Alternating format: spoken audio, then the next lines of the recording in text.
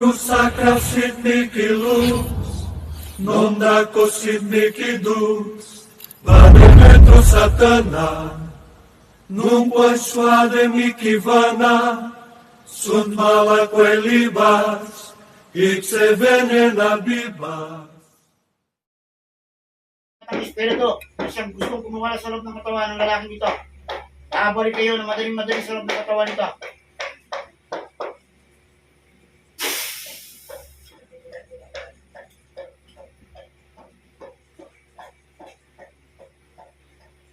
Kumain kayo, ha?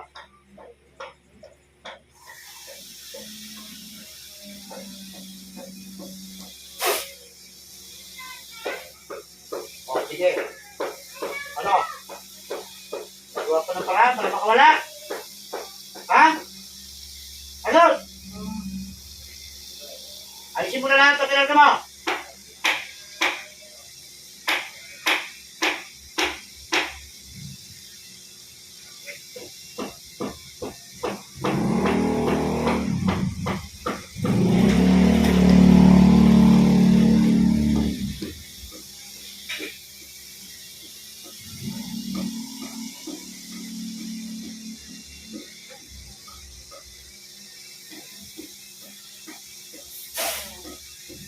Sige.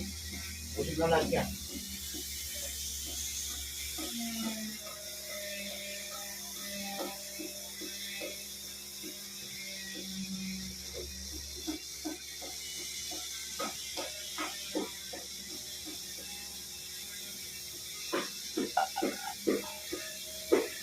Pusig na lahat.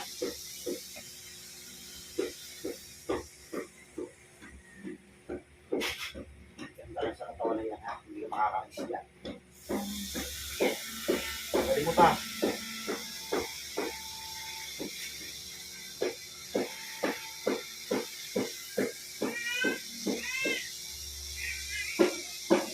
Bibigyan ng pagkakataon para makuha ay malaan mo.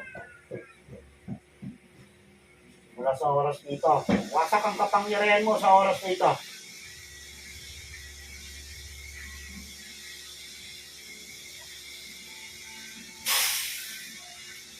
Sige, tingnan natin ngayon. Baka ano ka pa sa akin. Sige. Ano? Makikipag-usap?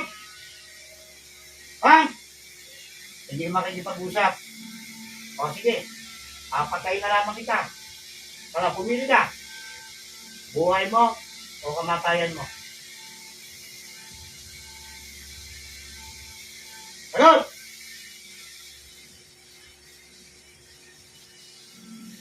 Ano?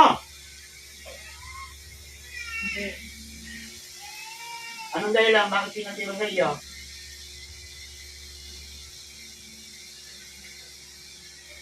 Nagalit ka sa lalaki? Hindi mo alam. O di mamamatay ka na sa oras na ito. Yan ang huling-huling kita mo sa pamilya mo. Mamamatay ka na sa araw na ito.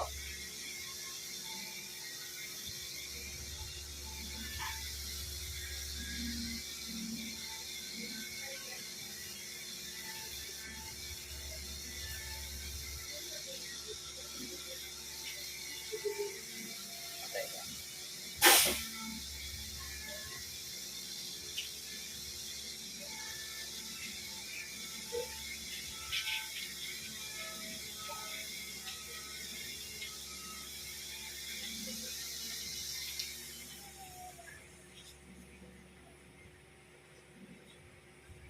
Pasok. Pinagultos.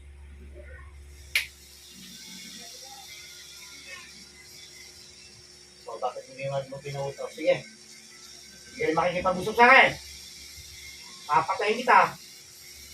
Yan ang uling-uling hirit mo. Makikipag-usap hindi. Ano? Makikipag-usap ka hindi. Ano nagawa sa'yo ng lalaki ito? Ba't pinahirapan mo? Ano nagawa sa'yo? Gusto mong mabuhay? Ha? Gusto mong mabuhay? Gusto mong makapiling pamilya mo? Ha? Binibigyan kita ng pagkakataon para mabuhay pa. Pero isasalin ko sa iyo lahat ng tinanggal dito sa loob ng katawan ng lalaki ito. Ikaw naman ngayon ang magdudusa, ikaw ang maghihirap. Pero bubuhayin kita. Ano sa palagay mo?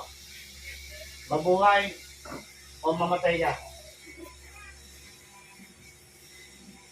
Huwag ka! Hingi ng tao sa tao, hindi. Sige. Sabihin mo, sa taong kausap mo.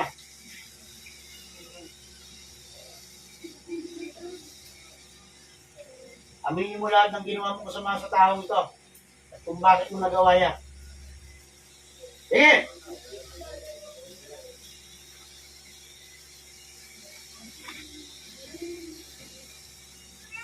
Sumagot ka.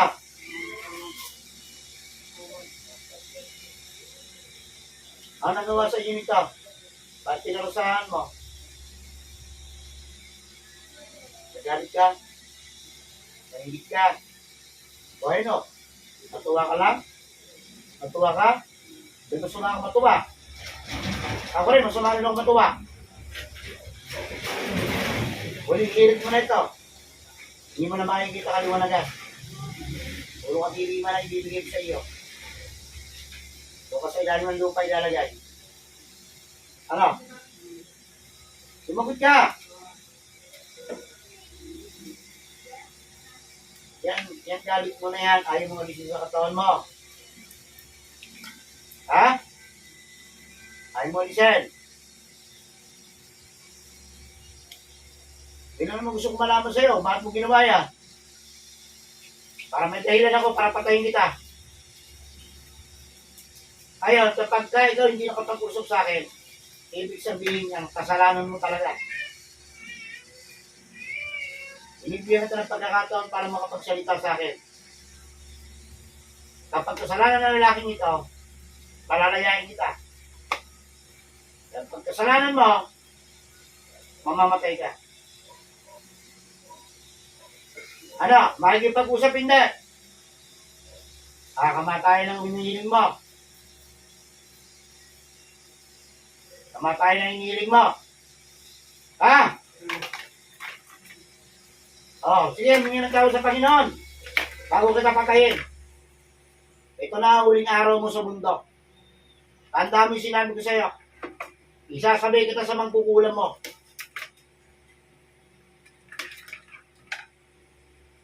Ano?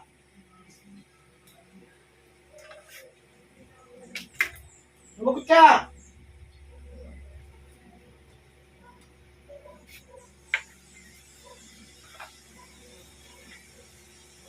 Takot ka rin pala mamatay. Gagawa-gawa ka ng ganyan. Ako hindi ako nagbibiro. Ano? Isang tanong ko na lang sa'yo. Kapag ikaw hindi nakipag-usap, namatayan na maghihintay sa iyo. Ano? Makikipag-usap hindi? Ano? Ay, hindi ka makikipag-usap. Inaamin mo kasalanan mo. Hindi mo pinaglaban ng katwiran mo. Inahin mo pagkakataon. So, magsasabay na kayong dalawa. Ano, kahit ka? Ano?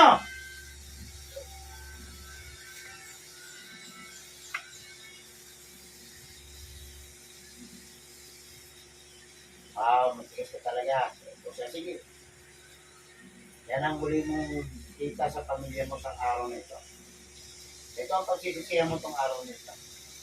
Kapag hindi ka na makakabalik kailan mo sa pangangatawan. Yung espiritu mo ilalagay ko sa ilalim ng lupa. Kung saan naghihintay sa Kristo. Dahil kay ganun ka naman. Ang taong kumulang at nagpakulang. Iisa ang hapon sa kanila ng Panginoon. Hindi ang bagsak nito. Tanda mo yan.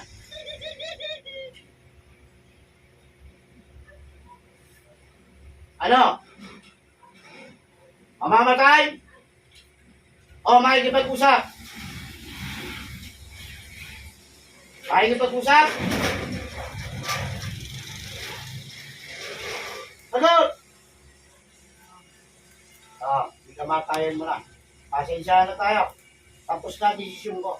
Binigyan kita ng pagkakataon para mabuhay ka. Kaso wala. Yang sama ng loob mo. Hindi yung pinagtanggol ng sarili mo. Diyan ka mamamatay. Itong araw na ito na katapusan mo. Walang makikitang finding sa iyo ang doktor kung bakit ka namatay. Tandaan mo yan.